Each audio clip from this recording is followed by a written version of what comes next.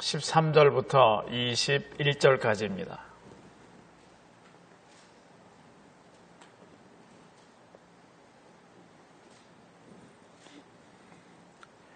(13절부터) 봉독하겠습니다. 예수께서 들으시고 배를 타고 떠나사 따로 빈 들에 가시니 무리가 듣고 여러 고을로부터 걸어서 쫓아간지라. 예수께서 나오사 큰 무리를 보시고 불쌍히 여기사 그 중에 있는 병인을 고쳐주시니라. 저녁이 되매 제자들이 나와 가로되 이곳은 빈들이요 때도 이미 저물었으니 무리를 보내어 마을에 들어가 먹을 것을 사 먹게 하소서. 예수께서 가라사대 갈 것 없다. 너희가 먹을 것을 주어라. 제자들이 가로되 여기 우리에게 있는 것은 떡 5개와 물고기 2마리 뿐이니이다. 가라사대 그것을 내게 가져오라 하시고 무리를 명하여 잔디 위에 앉히시고 떡 5개와 물고기 2마리를 가지사 하늘을 우러러 축사하시고 떡을 떼어 제자들에게 주시매 제자들이 무리에게 주니 다 배불리 먹고 남은 조각을 12바구니에 차게 거두었으며 먹은 사람은 여자와 아이 외에 5,000명이나 되었더라. 아멘. 지난주 수요일에 제가 저 뒤에 앉아서 안기도 목사님 설교를 들었습니다. 들으면서 말씀이 상당히 짧게 끝났어요. 그래서 보니까 15분이 다 안 됐던 것 같아요. 그래서 이 좋은 경험을 우리 교인들에게 해드려야 되겠다. 저도 그렇게 생각을 했는데 앉아서 그렇게 생각을 했는데 제가 처음에 이제 목사 안수 받기 전에 전도사로 목회를 나가서 사역을 할 때 일이 생각이 납니다. 그때에 이제 뭐 차들도 없잖아요. 강원도 산골이니까. 그래서 여기저기서 이렇게 저녁에도 오신단 말이죠. 아무리 농번기에라도 이렇게 꼭 일을 마치고 예배를 나오시는데 뭐 산을 이렇게 넘어오면은 오는 길만 걸어서만 한 40분 이렇게 걸어오시거든요. 근데 저는 목회를 나갈 준비를 하면서 이제 제가 구체적으로 나가면 설교가 제일 중요할 것이고 뭐 이렇게 이제 준비를 하면서 여의도 순복음교회를 한번 갔었거든요. 철야 예배를 위해서 갔었고 그다음에 무슨 실습을 하면서 큰 교회들 이렇게 대예배를 준비한 교회를 주일날 참석을 하는데 이제 2층에서 이렇게 예배를 드리는데 조은기 목사님이 설교를 하니까 뒤에서 이렇게 목사님 마주 보일 수 있게 저 뒤쪽에서 하나씩 이렇게 넘기더라고요. 그게 뭐냐면 숫자예요. 처음 넘기니까 24, 23, 22 이제 그거 남았다는 거예요. 7분 남았습니다. 6분 남았습니다. 5분 남았습니다. 그래서 제가 보니까 25분을 정해놓고 그렇게 딱 맞추는 거예요. 그래서 방송 설교인지 그런 건 잘 몰랐지만은 시간을 이만큼 정해놓고 하시는구나. 그때 당시 목사님들이 대개 한 기본적으로 주일 예배도 40분, 50분 이 정도 하실 때거든요. 그래서 25분 참 획기적이다. 나도 목회 나가면 주일 설교 25분 해야지 생각하면서 지금도 제가 25분 플러스 마이너스로 이렇게 하는데 막상 첫 목회 나가니까 수요 예배를 좀 짧게 했어요. 농번기에 그 힘든 중에도 오셔서 졸지 않고 말씀을 이렇게 들으시는 분들 교회 의자도 없이 마루바닥인데 근데 짧게 끝나니까 좋아하시는 분도 있는데 멀리서 오신 분이 저에게 이러는 거예요. 가시면서 전사님 우리 설교 잘 들었는데 걸어오는데 40분 걸어가는데 40분인데 말씀은 20분 들으니까 너무 싱겁네요. 이렇게 얘기를 하셔서 그 말씀이 지금도 생각이 나요. 저는 지금 이 설명하는데 5분 지났습니다. 벌써. 그래서 아마 지난번 안기도 목사님처럼 15분은 어렵지 않을까 이런 생각이 드는데 시간이 뭐 그렇게 중요하겠습니까마는 그러나 길지 않도록 교인들이 오셔서 지루하지 않도록 말씀을 잘 준비해서 전하는 것은 설교자의 사명인데 오늘도 그렇게 길지 않도록 노력을 하겠습니다마는 제가 기본으로 준비한 게 20분이거든요. 그래서 오늘 말씀을 예수님이 떡 5개와 물고기 2마리로 그러니까 보리떡이거든요. 저 오병 이어를 가지고 이만큼 사람들을 먹이신 그런 이야기가 오늘 말씀에 나오는 대목입니다. 근데 예수께서 제자들을 훈련시키실 때에 주로 앉혀놓고서 너희가 이걸 잘 들어라, 이해를 해라, 이렇게 하신 교육이 별로 없어요. 예수께서는 대개 너희가 나를 따르라, 또 너희가 나를 배워라, 이런 말씀을 주로 하셨습니다. 그래서 제자 훈련이라면 거의 몸으로 행하는 것, 직접 보는 것, 느끼는 것, 이런 것들이었거든요. 우리가 군대에서나 이렇게 훈련을 하는 이유는 그렇게 하기 위해서거든요. 그래서 전체 훈련이 예를 들어서 열이라면 그 중에서 한 3이나 많으면 4 정도는 이론이겠지만 나머지는 몸으로 해야 되는 거거든요.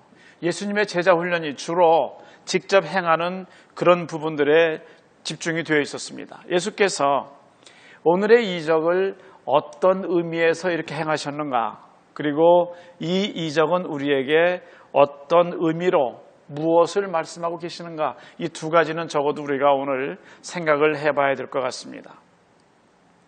예수께서 행하시는 이 모든 이적들, 성경에 나와 있는 기적들은 성경 해석이나 설교 말씀보다도 훨씬 더 강하게 우리에게 주시는 메시지가 이 속에 들어 있습니다.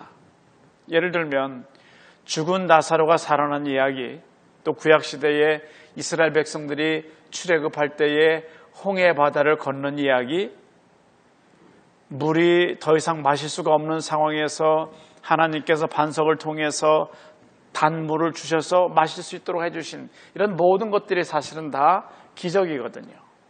그런데 그것은 우리의 입장에서 볼 때는 기적이에요. 그러나 하나님께서 보실 때는 그저 행하실 수 있는 많은 일들 중에 하나라고 하는 거죠.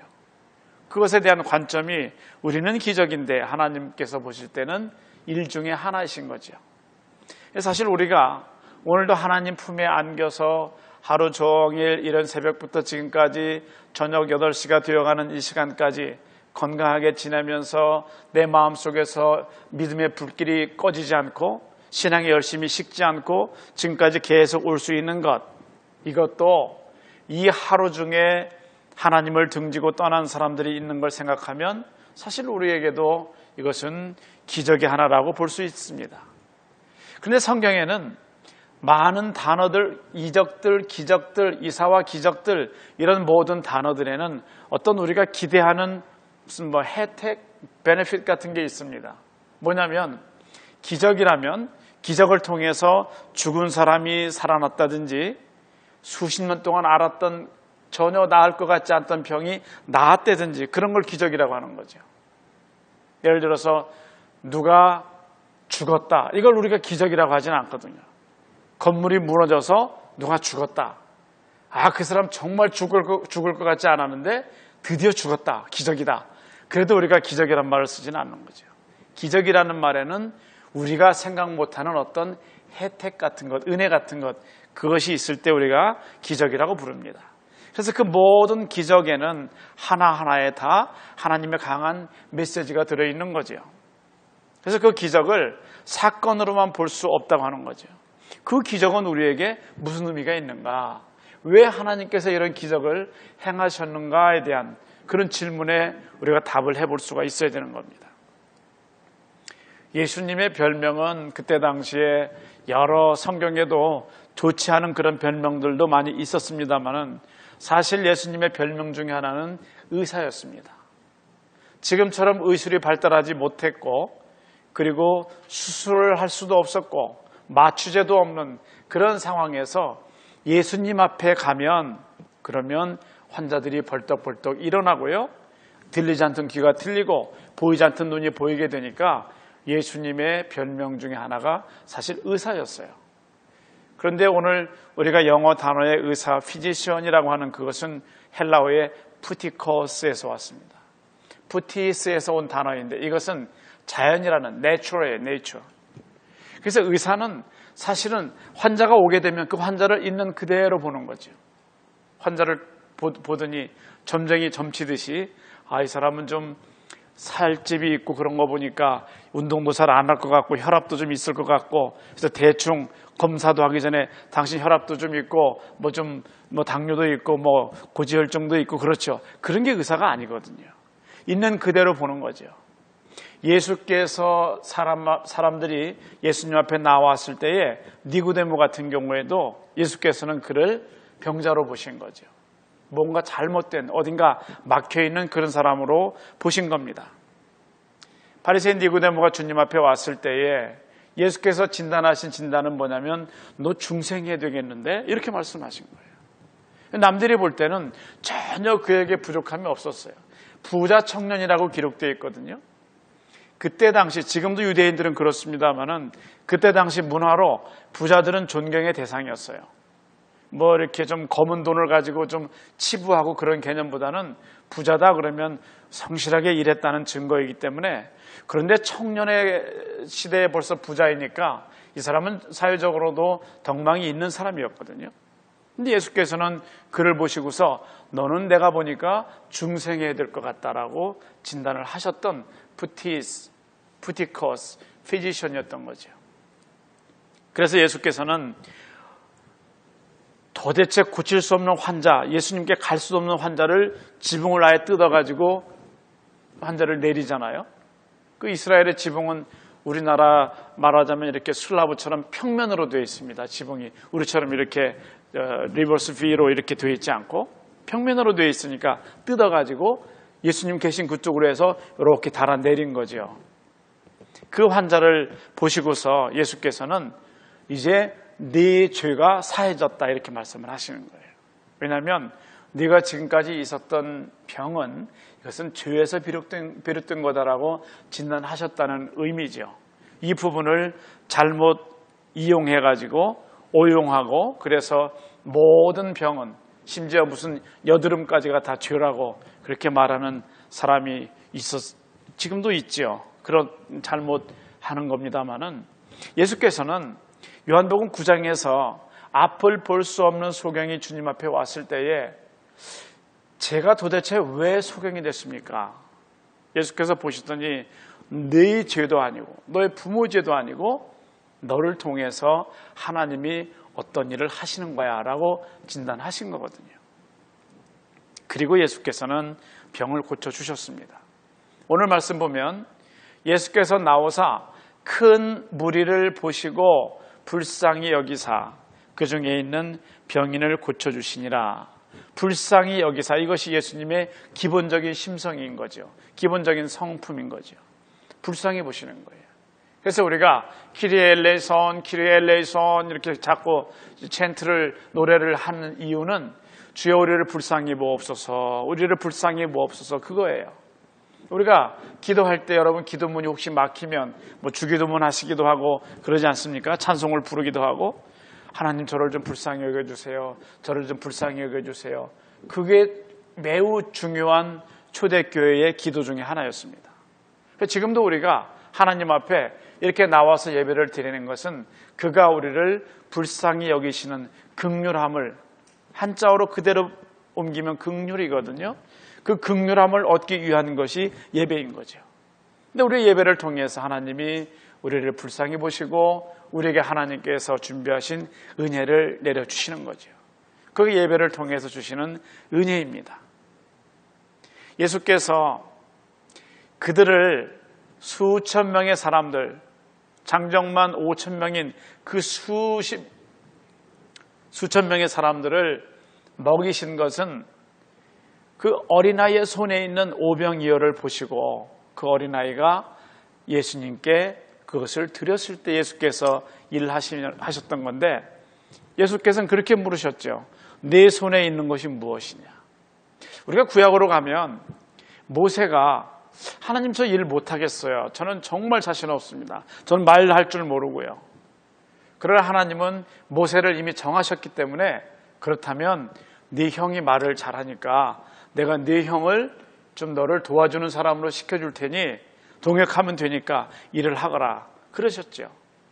그래도 모세가 두려워하니까 네 손에 가진 게 뭐냐 그러셨어요. 성경에 보면 제가 지팡이 가지고 있습니다. 지팡이를 던져봐라. 뱀이 되고 다시 잡아라. 지팡이가 되고 손에 있는 것 내놓게 하신 거예요. 어린아이가 5병이요. 물고기 2마리와 5병, 떡 5개를 가지고 있거든요. 떡병자로 되어 있지만은 이렇게 그들의 밀가루 반죽, 누룩, 이렇게 좀 밋밋한 그런, 우리로 말하면 저거 비슷해요. 우리 멕시코 분들이 먹는 이렇게 토티아 싸는 그 껍질하고 상당히 비슷합니다. 그리고 그들이 굽는 걸 보면 이렇게 화덕 같은 데가 있어서 거기다가 피자처럼 펴가지고 던지면 딱 달라붙어요. 그리고 적당히 익으면 이렇게 해서 띄더라고요.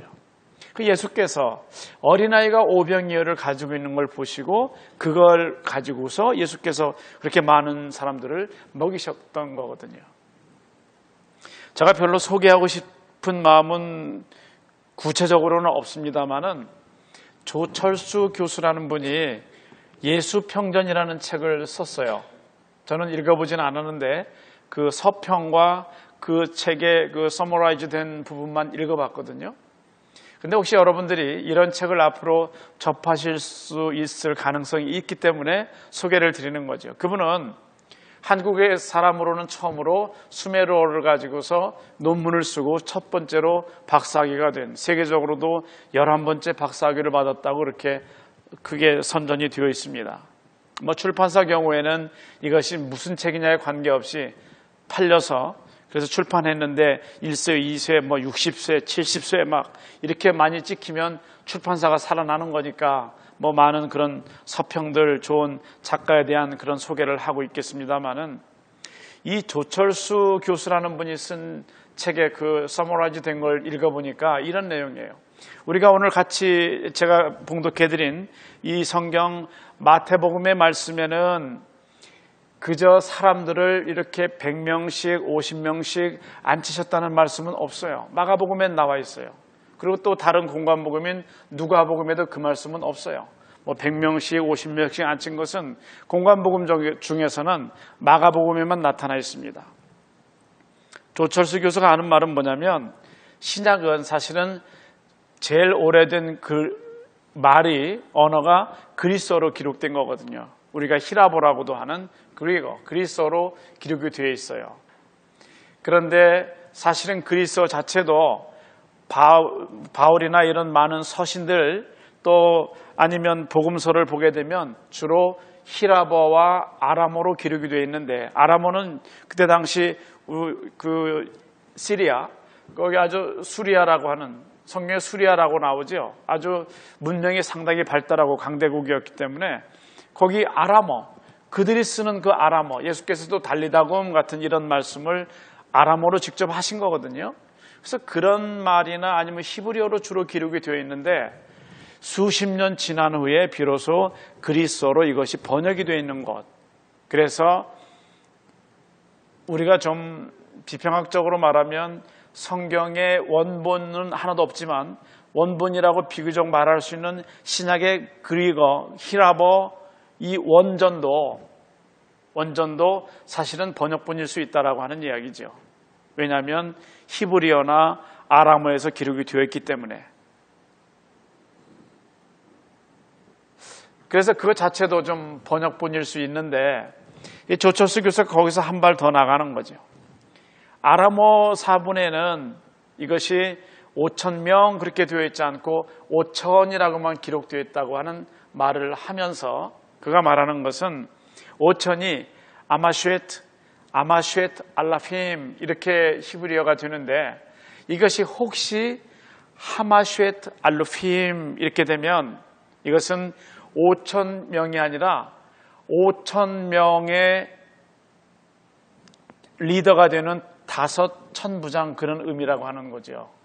그래서 이것은 5,000명이 아니라 5명이 되는 거예요. 그래서 5,000명을 먹이신 것이 아니라 1,000명을 다스리는 천부장, 그래서 5,000부장이 와서 예수님과 함께 이걸 먹었다라고 그렇게 볼 수 있다고 하는 얘기를 쓰고 있어요. 그 책에서요. 더 재밌는 것은 그 수많은 사람들은 뭘 하고 있고 그럼 예수님만 거기서 성찬식 하듯이 5명하고 예수님만 식사를 하셨다는 얘기인가? 역시 이런 책들이 앞으로도 계속 그쪽에 공부를 했다고 하는 사람들에 의해서 이런 책이 계속 나오고 있고 앞으로도 나올 가능성은 많이 있습니다. 우리가 예수 믿는 사람들이기 때문에 우리끼리만 할 수 있는 이야기는 뭐냐면 성경은 지금도 엄청난 베스트셀러거든요. 우리는 지금 아직도 찬송가도 그냥 통일 찬송가 보고 있고요. 성경도 우리는 개역 성경을 보고 있는데 이것이 개역 개정으로 또 찬송가가 통일 찬송가가 아닌 모처럼 정말 통일 찬송가 하나였는데 다시 새 찬송 개역 개정으로 바뀌면 이미 벌써 한국은 거의 다 바뀌었어요. 교회들이. 그래서 이 모든 책이 한번 이렇게 팔리게 되면 그 수입도 정말 무시 못하는 거거든요. 앞으로도 성경을 바탕으로 해서 어떤 책들이 쏟아져 나올지 알 수 없어요. 그러나 우리가 확실히 아는 것은 이 말씀에 나와 있는 확실한 이 보리떡 5개와 물고기 2마리에 대한 원어인 거지요. 보리떡이라고 하는 이것은 마시우나입니다. 마시우나. 이 보리떡은 그저 그냥 부자들이 먹는 그런 떡은 아니에요. 이 중에 강원도가 고향이신 분들 혹시 계실 텐데 저는 강원도에서 전도사로 사역을 하고서 3년 사역한 뒤에 강원도에 대한 인상이 굉장히 좋아요. 강원도 분들에 대한 참 좋습니다. 근데 강원도 분들은 서울에서 잘 먹어보지 못한 이 부침개가 있는데 그게 배추를 넣은 부침개가 있어요. 아시거나 잡숴보신 분들은 살짝 웃어보세요. 참 신기해요. 그런데 결혼식에도 그게 있고요. 생신잔치에도 있고요. 회가, 팔순 이게 다 들어가요. 그래서 별거 없어요. 그냥 밀가루를 배춧잎 이렇게 넣어서 이렇게 이쪽 저쪽 밀가루 묻혀가지고 그냥 부치는 거예요. 그러면 먹으면 속에는 그냥 배추밖에 없어요. 그런데 옛날부터 먹어버릇 해가지고 이게 아주 빠질 수 없는 음식이 된 거예요. 근데 마시오나라고 하는 이 보리떡은 부자들이 먹는 그런 부침이 아니라 비교적 서민층에서 먹는 맛이 좀 덜한 그런 부침개였던 거예요. 그런 보리떡이에요. 보리빵이죠. 그 빵을 5개를 엄마가 싸주신 거예요. 그리고 물고기라고 되어 있는 이 단어가 확실한 것은 익수스라고 하는 이 단어는 한번 소개해드린 경험이 있는데 기억이 있는데 그들이 고기를 잡고 주로 이제 갈릴리 바다 지중해 나가서도 잡겠지만 갈릴리 바다에서 고기를 잡고 주로 그물로 해서 고기를 잡아 건진 뒤에 그물에서 고기를 털다 보면 제법 큰 고기들도 있어요. 지금도 이스라엘에 가면 베드로의 고기 해가지고 제법 한 월척이 30cm인데 월척 넘는 고기들을 이게 이른 아침부터도 호텔 그 버페에서 먹거든요. 그런데 그만한 고기들이면 이제 먹기도 하고 갖다 팔기도 하는데 아주 손가락만큼 좀 작은 고기들은 해변에 그냥 버렸거든요. 그 고기를 가난한 사람들이 혹은 과부들이 또 이런 어떤 빌어먹는 그런 사람들이 갖다가 자기들이 먹은 건데 그 고기를 뜻하는 것이 오늘 말씀에 있는 물고기 2마리 할 때 그 익수스예요. 그러니까 우리가 이걸 볼 때는 이 어린이가 오병이어를 주님께 드렸지만 이 오병이어를 가지고 온 어린이는 결코 집이 부자가 아니었을 거다. 아마 엄마는 부자고 이 아이만 가난했을 거다. 이건 말도 안 되는 얘기죠. 엄마는 큰 고기 좋은 걸 드시면서 그렇지 않아도 선생님 말씀 들으러 간다 그러면서 거기 좀 베스다 들녘을 도시락을 가지고 가는데 그 아이에게는 주워온 고기를 줄 엄마가 어디 있겠어요. 맛있는 고기를 싸줬는데 그거밖에 먹을 수 없는 형편인 거예요. 그런데 예수께서는 그 고기를 드시고서 그러니까 받아서 손에 드신 뒤에 그리고 뭘 하셨는가 하면 하늘을 우러러서 기도하셨어요. 그런데 그 기도는 축사하신 거예요. 그 사자가 감사할 때 사자예요. Thanksgiving. 하나님 앞에 감사하신 거예요. 하나님, 우리를 이렇게 충분히 먹을 수 있도록 해 주셔서 감사합니다. 넘치게 부어 주옵소서. 이 축사를 하신 거예요. 그리고서 고기를 나눠주기 시작하는데 5,000명, 장정만 5,000명이니까 2만 명은 되지 않았을까 생각하는데 그 많은 사람들이 먹고서도 12광줄이나 남은 거죠. 바로 여기에 우리 예수 그리스도의 은혜가 있는 것이고 기적이 있는 거죠. 그래서 우리가 기적을 일으키는 가장 중요한 우리 처음 밑바탕의 마음은 우리 속에서 일어나는 연민 같은 거예요. 구제하려고 하는 마음, 봉사하려고 하는 마음.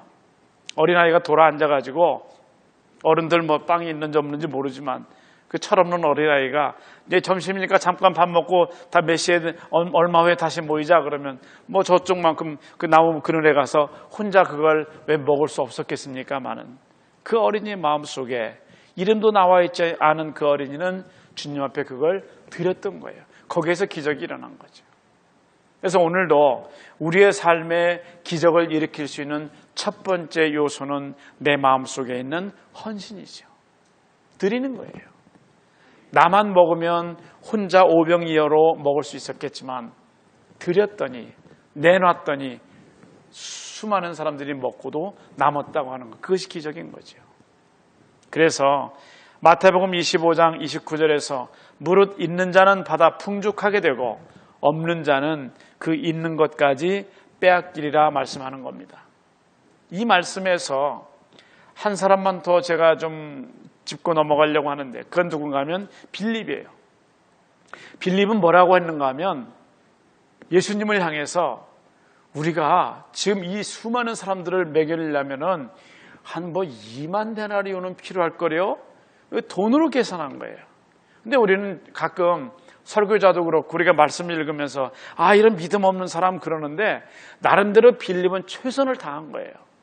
그리고 그가 지금까지 그가 해오던 방식으로 그는 빨리 계산을 해본 거예요. 이 많은 사람들이 있는데 이들을 다 갖다가 너희가 먹을 것을 주어라. 사서 먹게 해라. 그러면 돈이 얼마나 필요할까라고 계산한 거예요. 그런 사람도 교회 일을 하는 데는 필요한 거예요. 여러분 그렇게 생각합니까? 아멘을 해야 되는 거야? 안 해야 되는 거야? 하면 어떻게 되나? 여러분 계산하지 마시고 빌립처럼 계산하지 마시고 일을 하다 보면 이런 사람도 필요합니다. 모두가 다 좋습니다. 다 해야 됩니다 할 때 한 사람 정도가 내가 생각하니까 안 될 것 같습니다.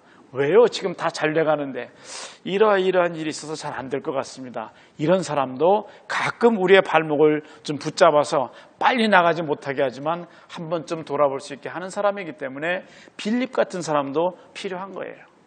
그리고 이것은 빌립이 자기가 알고 있는 범위 내에서 최선을 다한 거거든요.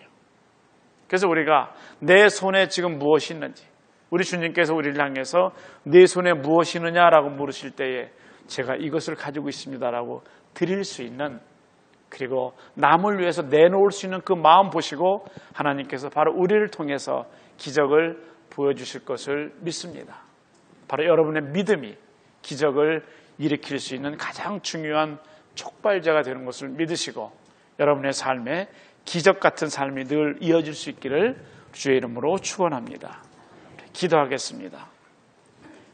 하나님 주시는 은혜를 따라서 우리가 오늘도 말씀을 통해 하나님의 뜻을 저희들을 향한 하나님의 은혜를 섭리를 살펴봤습니다. 저희들의 마음속에 저희가 가지고 있는 것 중에 귀한 부분을 때로는 남을 위해서 희생하는 봉사하는 마음으로 내놓을 수 있는 내려놓을 수 있는 저희 될 수 있도록 도와주옵소서.